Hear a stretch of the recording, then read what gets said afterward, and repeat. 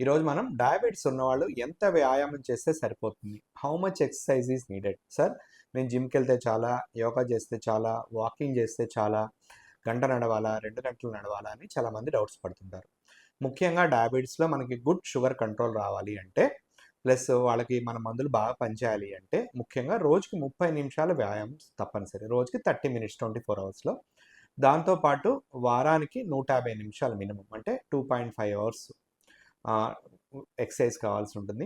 Plus ఈరోజు exercise చేసాము, రేపు చేసాము, మధ్యలో 3-4 డేస్ గ్యాప్ ఇచ్చామనుకో దాని ఎఫెక్ట్ మన బాడీ మర్చిపోతుంది. కాబట్టి 2 డేస్ కంటే ఎక్కువ గ్యాప్ ఉండకూడదు ఎక్సర్సైజ్కి. అంటే వారంలో మినిమం 5 రోజులన్నా ఎక్సర్సైజ్ చేయాల్సి ఉంటుంది.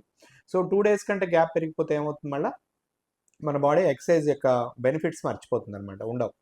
కాబట్టి minimum 5 days a week, 2 days కంటే ఎక్కువ గ్యాప్ లేకుండా చూసుకోవాల్సి ఉంటుంది. మినిమం 30 మినిట్స్ పర్ డే చేసుకుంటే చాలు. వారం మొత్తం మీద 150 మినిట్స్ చేయాలి. దాంతోపాటు ఏంటంటే స్ట్రెంగ్తనింగ్ ఎక్సర్సైజ్లు ఉంటాయి. అంటే స్క్వాట్స్ చేయటం కానీ, పుషప్స్ చేయటం కానీ, వెయిట్ లిఫ్టింగ్ కానీ, మజిల్ స్ట్రెంగ్తనింగ్ ఎక్సర్సైజ్లు అంటారు వాటిని. ఒక 1 అవర్ పాటు వారానికి చేయడం ద్వారా ఇంకా ఎక్స్ట్రా బెనిఫిట్ ఉంటుంది.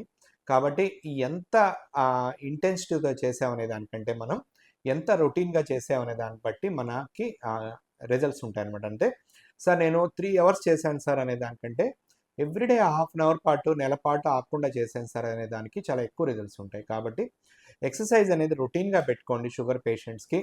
నా దగ్గర చాలామంది పేషెంట్స్, యంగ్ పేషెంట్స్ ఎక్సర్సైజ్ చేసి వెయిట్ తగ్గి వాళ్ళకి డయాబెటిస్ రివర్సల్ కూడా అయింది. కాబట్టి ఎక్సర్సైజ్ చాలా ఇంపార్టెంట్. సో ఎక్సర్సైజ్ రొటీన్గా చేయడం ద్వారా వెయిట్ తగ్గడం ద్వారా మన షుగర్ మందులు హాఫ్ అయిపోతాయి. ప్లస్ ఇన్సులిన్ డోసులు కూడా తగ్గుతాయి. మనం మానసికంగా ఉల్లాసంగా ఉంటాం, ఉత్సాహంగా ఉంటాం, ప్లస్ నొప్పులన్నీ తగ్గిపోతాయి. కాబట్టి ఎక్సర్సైజ్ అనేది డయాబెటిక్ పేషెంట్స్కి కంపల్సరీ. ఈ చిన్న చిట్కాలు పాటించడం ద్వారా హ్యాపీగా ఉండవచ్చు.